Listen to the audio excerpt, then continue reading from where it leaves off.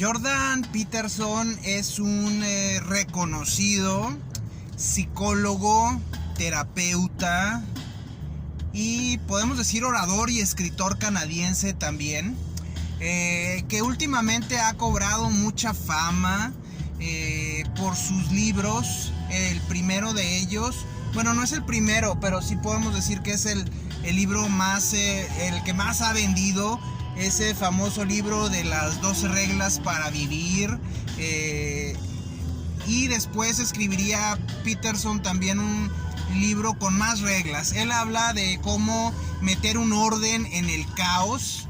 Define de alguna manera un estilo de vida ordenado para enfrentar la incertidumbre, las dudas, el miedo, que a lo que muchos jóvenes, pudiéramos decir, o personas también adultas, se enfrentan en estos días. También Peterson me llama mucho la atención que maneja una especie de estoicismo sin decir que es estoicismo, y retoma mucho las ideas de Viktor Frankl respecto al tema de cómo utilizar el sufrimiento como un medio de propósito de vida.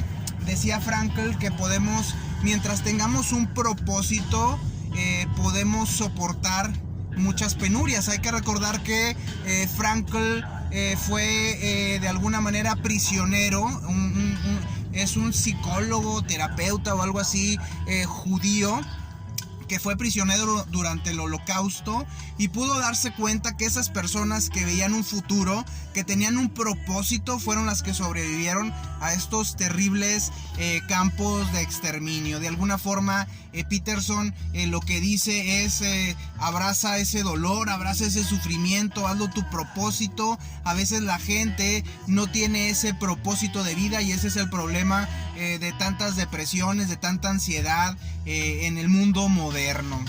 El detalle es que Peterson, y es algo que yo lo he criticado mucho a los ultraconservadores, a los ultraderechas, que pregonan mucho, predican mucho, pero son malos a la hora de poner el ejemplo. En el caso específico de Peterson, defiende mucho ese tema del propósito, de abrazar tu sufrimiento, y también defiende mucho el tema de la libre expresión. Es un absolutista de la libre expresión, diría él, así como se ha declarado Elon Musk, por ejemplo. Y aquí el tema es que Peterson no practica lo que predica. En algún momento Peterson terminó volviéndose adicto a ciertos medicamentos y acudió a Rusia. Su familia lo llevó a Rusia a ir a un tratamiento un tanto experimental, un tanto poco basado en ciencia, en el cual fue puesto en coma una serie de días, no sé, por decir a lo mejor una semana. Fue puesto en coma, fue un coma inducido, con el fin de pasar esa etapa de desintoxicación de su cuerpo. Si nos ponemos a revisar, a estudiar, a investigar ese proceso de desintoxicación, es un proceso muy fuerte, muy doloroso, físicamente muy estresante. En algunas clínicas de muy buena reputación suelen incluso encadenar a los adictos, porque es un sufrimiento fuerte el desintoxicarse, el que el cuerpo necesita esa droga y no se le da. Entonces me llama la atención que Peterson haya acudido en primer lugar, que no haya tenido la fuerza de voluntad él mismo para librarse de ese tema. Lo entiendo. Pero el hecho de huir de ese dolor, el huir de ese proceso, creo que eso habla mal de Peterson. En lo personal así lo pienso. Creo que se está brincando esa etapa de dolor, se está brincando esa etapa de sufrimiento. Creo que se está brincando eso que pudo darle un sentido mayor. No dudo que lo tenga, pero eso que le pudo dar un sentido mayor a su vida, se lo brincó.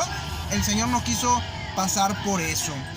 Lo segundo es, Peterson ha sido muy controversial en algunas de sus declaraciones con respecto por ejemplo, a lo que le llaman, yo le llamo guerra de sexos, al tema del machismo, al feminismo, al tema por ejemplo, del físico de alguien. Peterson aboga por una supuesta libertad de expresión, pero el tema es que no es una libertad de expresión de ideas, sino que va a un tema de insultar repetidamente a ciertas personas o a ciertos sectores, y entonces creo que se confunde la libertad de expresión con la agresión metódica constante hacia alguien. Ya es un bullying. El hecho de que a alguien lo molesten, lo hostiguen, no es expresarse libremente, ya es un tema de bullying o algo parecido, un acoso, pudiéramos decir. Peterson ha sido así en redes sociales, y cuando a Peterson se le critica, el señor se molesta, se incomoda, amenaza con dejar Twitter, llora incluso, y llora y se lamenta que la gente lo ataque, que la gente en masa lo ataque, lo linchen en Twitter. Entonces, otra vez, la incongruencia de Peterson es, él sí puede ser un absolutista de la libertad de expresión, ir al extremo de ofender a alguien puntualmente, pero al señor no le gusta que lo critiquen, no le gusta ser atacado. Entonces, otra vez, aquí la importancia es practica lo que predica, practica con el ejemplo, y ahora sí que si solo son palabras, las palabras se las lleva el viento.